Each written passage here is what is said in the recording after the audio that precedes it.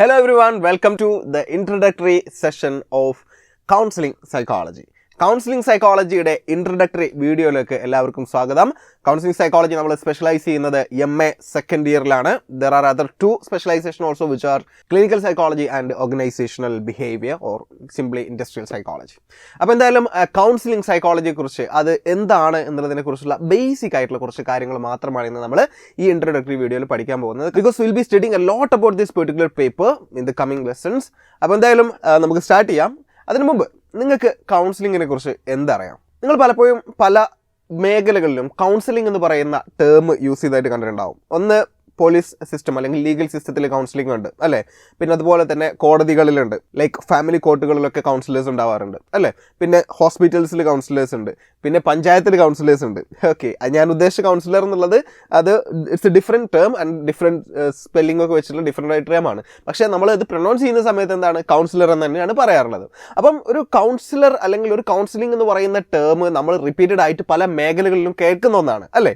അപ്പോൾ നിങ്ങൾക്ക് കൗൺസിലിങ്ങിനെ കുറിച്ച് പല ധാരണകളും ഉണ്ടാവും. ഓക്കെ, അതായത് കൗൺസിലിംഗ് ഇങ്ങനെയാണെന്നും കൗൺസിലിംഗ് അങ്ങനെ ആവാൻ സാധ്യത ഉണ്ടെന്നുള്ളതും, അല്ലെങ്കിൽ മൂവീസിൽ നിന്നൊക്കെ കണ്ടിട്ടുള്ള ഒരു പെർട്ടിക്കുലർ ഐഡിയ വെച്ചിട്ടൊക്കെ നിങ്ങൾ കൗൺസിലിങ്ങിനെ എന്ത് ചെയ്യാൻ സാധ്യതയുണ്ട്, ഡിഫൈൻ ചെയ്യാൻ സാധ്യതയുണ്ട്.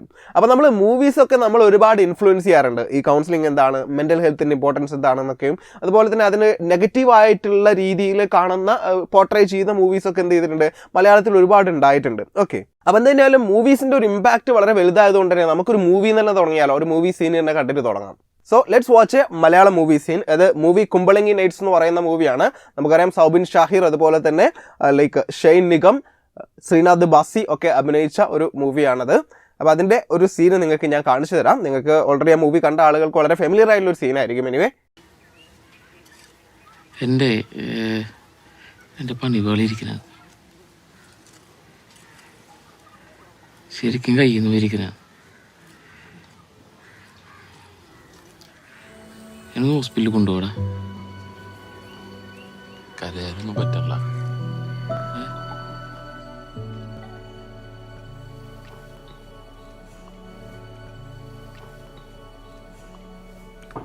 സങ്കടം വരുന്നുണ്ടോ? ഇമോഷണൽ ആവുന്നുണ്ടെങ്കിൽ ഇമോഷണൽ ആയിക്കോ, കരയണമെങ്കിൽ കരയാ. സഹായിക്കാനല്ലേ ഞാനിവിടെ ഉള്ളത്. അമ്മ പോയപ്പോൾ ബോണിൻ്റെയും അമ്മനെയും ബോണിനെയും ഒഴിവാക്കി പോയപ്പോൾ എൻ്റെ ഒപ്പനാണ് വീട്ടിലോട്ടുണ്ടെന്ന്. പിന്നെയാണ് ബോബിയും ചെറുതൊക്കെ ഉണ്ടായത്. ഒറ്റ മിനിറ്റ്. ഇത് സജിയുടെ അപ്പൻ, ഇത് ബോണിയുടെ അമ്മ. ഇവർ രണ്ടുപേരും കൂടെ കല്യാണം കഴിച്ചപ്പോഴാണ് ഞാനും ഫ്രാങ്കിയും ജനിച്ചത്. അപ്പൊ നിങ്ങളുടെ അമ്മ എവിടെ പോയി? ഞങ്ങളുടെ അമ്മ അപ്പം മരിച്ച് കുറച്ച് കഴിഞ്ഞപ്പോഴത്തേക്കും ദൈവ വഴിക്ക് പോയി. അപ്പ ബോണിയുടെ അപ്പം വേറെയാണ്. അപ്പൊ സജിയും ബോണിയായിട്ട് ഒരു ബന്ധമില്ല? ചിലര് തമാശക്കും കാര്യത്തിലൊക്കെ ആയിട്ട് പല തന്തകയും ചെയ്യുന്ന പറയുമ്പോൾ എനിക്ക് കൊള്ളും.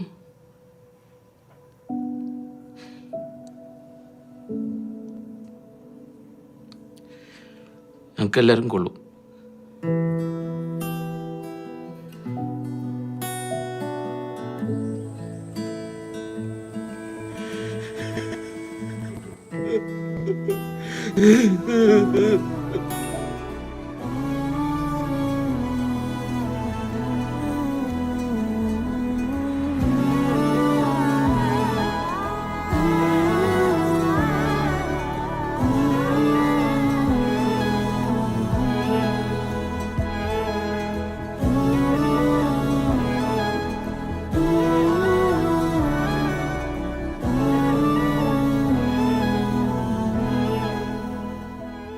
അപ്പോൾ ആ സീൻ നിങ്ങൾ കണ്ടു എന്ന് മനസ്സിലാക്കുന്നു. It's a kind of emotional scene അല്ലേ, കുറച്ചൊരു ഇമോഷണൽ ഷെയ്ഡുള്ള സീനാണ്.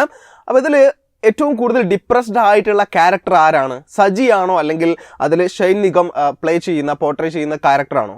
ഡിപ്രഷൻ എന്ന് പറഞ്ഞു കഴിഞ്ഞാൽ വിഷാദമാണ് എന്നുള്ളത് ബേസിക്കലി എല്ലാവർക്കും അറിയാമായിരിക്കും. അല്ലെങ്കിൽ പ്രൊലോങ്ഡ് സാഡ്നെസ്, കുറേ കാലം നമ്മൾ ഭയങ്കരമായിട്ട് സങ്കടപ്പെടുക, പിന്നെ അതുപോലെ തന്നെ നമുക്ക് പണ്ട് നമ്മൾ എൻജോയ് ചെയ്തിരുന്ന കാര്യങ്ങൾ നമുക്ക് ഇൻട്രസ്റ്റ് നഷ്ടപ്പെടുക, പിന്നെ ഫുഡ് ഒന്നുകിൽ കൂടുതൽ ഈറ്റ് ചെയ്യുക അല്ലെങ്കിൽ വളരെ കുറയുക, ഉറക്കം ചിലപ്പം കൂടുതലായിട്ട് ഉറങ്ങുക അല്ലെങ്കിൽ തീരെ ഉറക്കമില്ലാതാവുക. അപ്പോൾ ഇതൊക്കെ ഡിപ്രഷൻ്റെ എന്താണ് ലൈക്ക് പ്രധാനപ്പെട്ട സിംറ്റംസിൽ ചിലതാണ്. ഓക്കെ, ഒരുപാട് സിംറ്റംസ് ഉണ്ട്, അതൊന്നും നമ്മൾ പറയുന്നില്ല. അപ്പം ഇവിടെ ഈ സീന് കണ്ടപ്പോൾ നിങ്ങൾക്ക് കൂടുതൽ ഡിപ്രസ്ഡ് ആയിട്ട് ഉള്ള ആളായിട്ട് ആരെയാണ് ഫീൽ ചെയ്തത്? അതിൽ സൗബിൻ ഷാഹിർ പറയുന്നുണ്ട് എന്നെ ഒന്ന് ഹോസ്പിറ്റലിൽ കൊണ്ടുപോകുമെന്ന് ചോദിക്കുന്നുണ്ടല്ലോ അല്ലേ. അത് ആക്ച്വലി മലയാള സിനിമ എത്രത്തോളം മെൻ്റൽ ഹെൽത്തിന് ഈ കാലഘട്ടത്തിൽ ഇമ്പോർട്ടൻസ് കൊടുക്കുന്നു എന്നുള്ളതിനെ സൂചിപ്പിക്കുന്ന ഒരു സീനാണ്. കാരണം പണ്ടത്തെ മലയാളം മൂവീസൊക്കെ കണ്ടു കഴിഞ്ഞാൽ ലൈക്ക് മണിച്ചിത്രത്തായ് പോലെയുള്ള മൂവീസൊക്കെ കണ്ടു കഴിഞ്ഞാൽ നിങ്ങൾക്കറിയാം അതിൽ ഡോക്ടർ സണ്ണിയൊക്കെ ഈ സൈക്കോസിസിനെയൊക്കെ എത്ര ഭീകരമായിട്ടാണ് എന്ത് ചെയ്യുന്നത് പോർട്രേ ചെയ്തിരിക്കുന്നത് എന്നുള്ളത്. ലൈക്ക് അതൊരു എക്സാമ്പിൾ മാത്രമാണ്. അങ്ങനെ ഒരുപാട് മൂവീസ് എന്ത് ചെയ്തിട്ടുണ്ട്, നെഗറ്റീവായിട്ട് മെൻ്റൽ ഹെൽത്ത് ട്രീറ്റ്മെൻറ്റിനെ കാണിച്ചതായിട്ടുണ്ട്. അപ്പം ഇവിടെ ഏറ്റവും കൂടുതൽ ഡിപ്രസ്ഡ് ആയിട്ടുള്ളത് ആ ഒരു ഷൈനികത്തിൻ്റെ ക്യാരക്ടറാണോ സൗബിൻ ഷാഹിറിൻ്റെ ക്യാരക്ടറാണോ എന്ന് വെച്ച് കഴിഞ്ഞാൽ തീർച്ചയായിട്ടും സൗബിൻ ഷാഹിറിൻ്റെ ക്യാരക്ടറാണ് എന്ന് കരുതി മറ്റാൾ ഡിപ്രസ്ഡ് അല്ല എന്നല്ല. ഓക്കെ, അപ്പോൾ മറ്റാളത് എക്സ്പ്രസ് ചെയ്യുന്നത് വേറൊരു രീതിയിലാണ്. അയാൾക്ക് എക്സ്പ്രസ് ചെയ്യാൻ അന്നാബെൻ്റെ ആ ഒരു ക്യാരക്ടർ ഉണ്ട്. പക്ഷേ സൗബിൻ എന്തില്ല, ആർക്കോട് പറയണം എങ്ങനെ പറയണം എന്നുള്ളതില്ല. ആകെയുള്ള ഒരു ഫ്രണ്ട് എന്ത് ചെയ്തിട്ടുണ്ട്, അതിന് മുമ്പ് മൂവി കണ്ടവർക്ക് അറിയാൻ മരിച്ചു പോയിട്ടുണ്ട്. ഓക്കെ, അപ്പോൾ അങ്ങനെയാണ് അയാൾ ഒരു വ്യക്തിയുടെ അടുത്ത് എത്തുന്നത്. ആ വ്യക്തി ലൈക്ക് സൗബിൻ ആരുടെ ചുമലിൽ കിടന്നാണോ കരയുന്നത് ആ വ്യക്തി കൗൺസിലർ ആണെന്ന് നിങ്ങൾക്ക് തോന്നുന്നുണ്ടോ? അതായത് കൗൺസിലറിൻ്റെ ചുമലിലൊക്കെ കിടന്നിട്ട് ഒരു ക്ലയൻറ്റിന് കരയാൻ വേണ്ടി പറ്റുമോ? ആക്ച്വലി അയാളൊരു കൗൺസിലർ ആണോ അല്ലയോ എന്നുള്ളത് അവിടെ പെർട്ടിക്കുലർലി ഒന്നും കൊടുക്കുന്നില്ല. ലൈക്ക് പ്രത്യേകിച്ചൊരു സൈൻ ബോർഡ്സും സംഭവങ്ങളൊന്നും അവിടെ കൊടുത്തിട്ടില്ല. ലൈക്ക് പൊതുവേ നമ്മൾ മൂവീസിലൊക്കെ കാണാറുണ്ട് സൈക്കോളജിസ്റ്റ്, സൈക്കാട്രിസ്റ്റ് എന്ന് പറഞ്ഞിട്ട് ബോർഡും പേരൊക്കെ കാണാറുണ്ട്. പക്ഷേ ഈ ഒരു സീനിൽ അങ്ങനെ കൊടുത്തിട്ടില്ല. പക്ഷേ നമുക്കതൊരു കൗൺസിലർ ആയേക്കാം എന്ന് ഉറപ്പിച്ചു തരാനൊന്നും പറ്റില്ല. പക്ഷേ സ്റ്റിൽ അങ്ങനത്തെ സിറ്റുവേഷൻസിലൂടെ കൗൺസിലേഴ്സ് കടന്നു പോകാറുണ്ട്. ലൈക്ക് സൈക്കോളജിക്കൽ കൗൺസിലിംഗ് നടത്തുന്ന പ്രോപ്പർ ആയിട്ടുള്ള ക്വാളിഫിക്കേഷൻ ഉള്ള ആൾക്കാരുടെ കാര്യമാണ് പറയുന്നത്. 6 മാസത്തെ കോഴ്സും 3 മാസത്തെ കോഴ്സും കഴിഞ്ഞിട്ട് ഞാനും കൗൺസിലർ ആണെന്ന് പറഞ്ഞു കിടക്കുന്ന ആൾക്കാരെയോ ഗവൺമെൻറ് ഏൽപ്പിച്ച ആശാ വർക്കർമാരുടെ കാര്യമോ അല്ല ഞാൻ പറഞ്ഞുകൊണ്ടിരിക്കുന്നത്. ഓക്കെ, ഗവൺമെൻറ് എന്ത് ചെയ്തിട്ടുണ്ട്, ചൈൽഡ് കൗൺസിലിങ്ങിന് ആശാ വർക്കർമാരെ ഏൽപ്പിച്ചിട്ട് വിവാദമായതൊക്കെ നിങ്ങൾ അറിഞ്ഞിട്ടുണ്ടാവും. അപ്പോൾ അതൊക്കെ ഗവൺമെൻറ് ഇത് പെർട്ടിക്കുലർ ആയിട്ടുള്ള ഒരു പാർട്ടി ഗവൺമെൻറ് എന്നുള്ള അല്ല ഉദ്ദേശിച്ചത്. ഏത് ഗവൺമെൻറ് ആയാലും അത്തരം മണ്ടത്തരങ്ങളിലൊന്നും പോയി വീഴരുത് എന്നുള്ളത് നമ്മൾ പറഞ്ഞ് മനസ്സിലാക്കി കൊടുക്കാൻ വേണ്ടി ശ്രമിക്കുന്ന കുറേ കാലമായിട്ട് പറഞ്ഞുകൊണ്ടിരിക്കുന്ന ഒരു കാര്യമാണ്. ഓക്കെ, അപ്പം കൗൺസിലിംഗ് ചെയ്യാൻ പറ്റുക ഹൈലി ക്വാളിഫൈഡ് ആയിട്ടുള്ള ഒരു കൗൺസിലർക്ക് മാത്രമാണ്. ഓക്കെ, അപ്പോൾ ആ ക്വാളിഫിക്കേഷൻസിലേക്കൊക്കെ വരാം. എനിവേ ഈ ക്വസ്റ്റ്യനുള്ള ആൻസർ എന്ന് പറഞ്ഞു കഴിഞ്ഞാൽ ഇതിൽ അത് കൗൺസിലർ ആവാനുള്ള സാധ്യതയുണ്ട്. Yes, we can consider him as a counsellor and also the Saji character is the most depressed person in this scene. അങ്ങനെയാണെങ്കിൽ നിങ്ങൾക്ക് ജീവിതത്തിൽ എപ്പോഴെങ്കിലും ആരെങ്കിലും ഒരാൾ നിങ്ങളെ കേൾക്കാനുണ്ടായിരുന്നെങ്കിൽ എന്ന് തോന്നിയിട്ടുണ്ടോ? ഓഫ് കോഴ്സ് നമുക്കൊക്കെ ജീവിതത്തിൽ പലപ്പോഴും തോന്നാറുള്ളതാണ്, വല്ലപ്പോഴുമെങ്കിലും തോന്നുന്നതാണ്.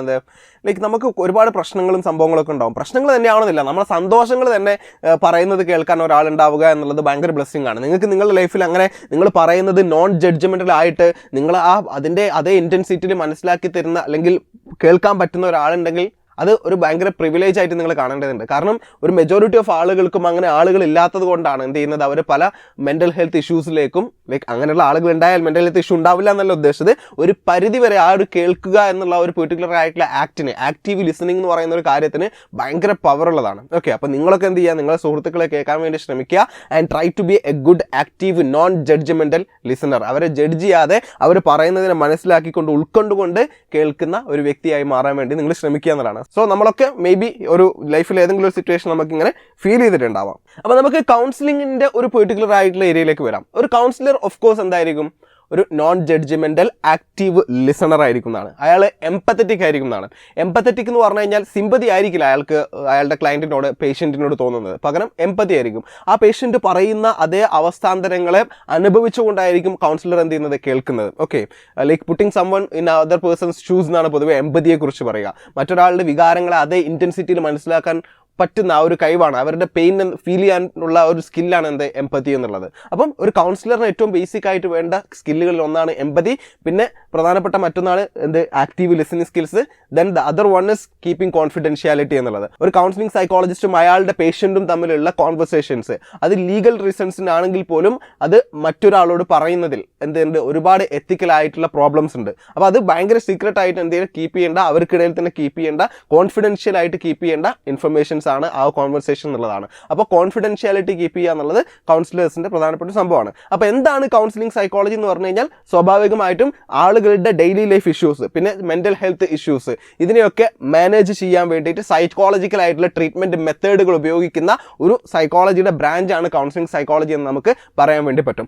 കൗൺസിലിംഗ് സൈക്കോളജി അല്ലെങ്കിൽ സൈക്കോ തെറാപ്പിയൊക്കെ നമ്മൾ ടോക്ക് തെറാപ്പി എന്നാണ് വിളിക്കാറുള്ളത്. ലൈക്ക് നമ്മൾ സംസാരിച്ചുകൊണ്ട് face to face conversation. Face to face എന്ന് പറഞ്ഞു കഴിഞ്ഞാൽ അതെപ്പോഴും അങ്ങനെ ആവണമെന്നില്ല. ടെലിഫോണിക്കും ഉണ്ട്, ടെലിമെഡിസിൻ കൗൺസിലിംഗ് ഒക്കെ ഇപ്പോൾ എന്ത് ചെയ്യുന്നുണ്ട്, വീഡിയോ കോളിലൊക്കെ നമ്മൾ കൗൺസിലിംഗ് നടത്താറുണ്ട്. ഓക്കെ, ഈവൻ ഈ കോവിഡ് സമയത്തൊക്കെ നമ്മളൊക്കെ അത് ചെയ്തതാണ്. ഓക്കെ, അപ്പോൾ അതിന് എത്രത്തോളം എഫക്റ്റീവ്നെസ് ഉണ്ടെന്ന് ചോദിച്ചാൽ മേ ബി നമ്മൾ ആ ഒരു ഡയറക്റ്റ് ഇൻട്രാക്ഷൻ്റെ അത്ര ഉണ്ടാവണമെന്നില്ലെങ്കിൽ പോലും ഇറ്റ് ഈസ് മാനേജബിൾ എന്നുള്ള ഒരു അണ്ടർസ്റ്റാൻഡിങ്ങിലാണ് റിസർച്ചേഴ്സ് ഒക്കെ എത്തിയിരിക്കുന്നത്. അപ്പം ബേസിക്കലി കൗൺസിലിംഗ് സൈക്കോളജി എന്ന് പറഞ്ഞു കഴിഞ്ഞാൽ എന്താണ്? കൗൺസിലിംഗ് സൈക്കോളജി ഫോക്കസ് ചെയ്യുന്നത് ആളുകളുടെ daily life issues, mental health issues ഒക്കെ എന്താണ് അത് മാനേജ് ചെയ്യാൻ വേണ്ടിയിട്ട് സൈക്കോളജിക്കൽ ട്രീറ്റ്മെൻറ്റ് മെത്തേഡുകൾ ഉപയോഗിച്ചു കൊണ്ടുള്ള ഇൻ്റർവെൻഷൻസിലാണ്. Okay, so don't ever hesitate to seek professional help. അഥവാ നിങ്ങൾക്ക് നിങ്ങളുടെ സ്വന്തം ജീവിതത്തിൽ നടക്കുന്ന പ്രശ്നങ്ങളെ മാനേജ് ചെയ്യാൻ, സെൽഫായിട്ട് മാനേജ് ചെയ്യാൻ പറ്റുന്നില്ല, നിങ്ങളുടെ സുഹൃത്തുക്കൾക്ക് മാനേജ് ചെയ്യാൻ പറ്റുന്നില്ല എങ്കിൽ നിങ്ങൾ തീർച്ചയായിട്ടും എന്ത് ചെയ്യണം? ഒരു പ്രൊഫഷണൽ ഹെൽപ്പ് സീക്ക് ചെയ്യണം. അത് ആരെന്ത് വിചാരിച്ചു കഴിഞ്ഞാൽ നമ്മുടെ നാട്ടിൽ എത്രത്തോളം സ്റ്റിഗ്മാസ് മെൻ്റൽ ഹെൽത്ത് ട്രീറ്റ്മെൻറ്റ്സിനെ കുറിച്ച് ഉണ്ടെങ്കിൽ പോലും ആളുകൾ നിങ്ങളെക്കുറിച്ച് എന്ത് പറഞ്ഞാലും നിങ്ങൾ എന്ത് ചെയ്യണം? നിങ്ങളുടെ മെൻ്റൽ ഹെൽത്തിന് വേണ്ടത്ര ഇമ്പോർട്ടൻസ് കൊടുത്തുകൊണ്ട് പ്രൊഫഷണൽ ഹെൽപ്പ് സീക്ക് തന്നെ വേണം. നമ്മുടെ ശരീരത്തിനെ കെയർ ചെയ്യുന്ന അതേ ഇൻറ്റൻസിറ്റിയിൽ മേ ബി അതിനേക്കാൾ കൂടുതൽ നമ്മൾ മൈൻഡിനെ എന്ത് ചെയ്യേണ്ടി വരും?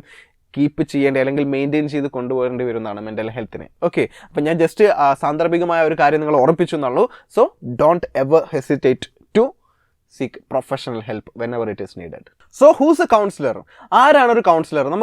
നമ്മൾ ഏത് കൗൺസിലറിനെ കാണിക്കണം? ലൈക്ക് നമ്മളെ ഇഷ്യൂസിന് നമ്മളൊരു വ്യക്തിയുടെ അടുത്തേക്ക് പോകണം, അയാളുടെ ക്വാളിഫിക്കേഷൻസ് ഒക്കെ നമ്മൾ മനസ്സിലാക്കി വെക്കണം അല്ലേ? അപ്പോൾ ഏത് ക്വാളിഫിക്കേഷനിലുള്ള ആളെയാണ് നമുക്കൊരു കൗൺസിലറായിട്ട് കൺസിഡർ ചെയ്യാൻ വേണ്ടി പറ്റുക? അതൊക്കെ നമുക്ക് നോക്കാം. ഓക്കെ, അപ്പോൾ ഒരു കൗൺസിലർ എന്ന് പറഞ്ഞു കഴിഞ്ഞാൽ a person who treats mental disorders by psychological rather than medical means എന്നാണ്. അതായത് മെഡിസിൻസും സംഭവങ്ങളും ഒക്കെ യൂസ് ചെയ്യാതെ തന്നെ സൈക്കോളജിക്കലായിട്ടുള്ള മെത്തേഡുകൾ, തെറപ്യൂട്ടിക് മെത്തേഡുകൾ, കോഗ്നിറ്റീവ് ബിഹേവിയർ തെറപ്പി പോലുള്ള ടെക്നിക്കുകൾ ഉപയോഗിച്ചുകൊണ്ട് ഒരു മെൻ്റൽ ഡിസോർഡേഴ്സ് ട്രീറ്റ് ചെയ്യുന്ന പേഴ്സണെയാണ് നമ്മൾ എന്ത് ചെയ്യുക? ഒരു സൈക്കോളജിക്കൽ കൗൺസിലർ എന്ന് വിളിക്കുന്നത് അല്ലേ? അപ്പോൾ ഒരു കൗൺസിലർ എപ്പോഴും ഒരു വെൽ ട്രെയിൻഡ് ആൻഡ് ക്വാളിഫൈഡ് ആയിട്ടുള്ള പേഴ്സൺ ആയിരിക്കണം. ആരെങ്കിലുമൊക്കെ അടുത്ത് പോയിട്ട് നിങ്ങൾ എന്ത് ചെയ്യരുത്? കൗൺസിലിങ്ങിന് ഇരിക്കാൻ പാടില്ല.